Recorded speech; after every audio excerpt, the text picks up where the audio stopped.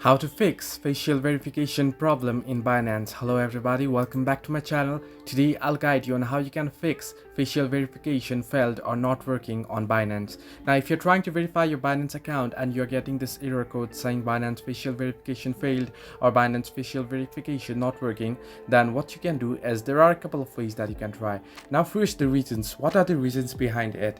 Now there are a couple of reasons. The first might be that you might be using the photo filter. The light might not be sufficient in the room, it might be too dark or too bright environment, and quality of your network connection also gets this error, and your beard on face with no beard on ID also leads to this problem. Now what is the solution? If you are using phone to complete the facial verification and you are getting submission failed, here is what you can do.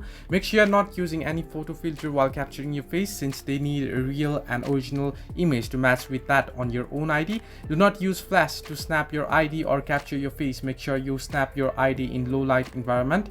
Also, if you have beard in your face but there is no beard when you did your identity card, it will be hard for them to detect that it is really you.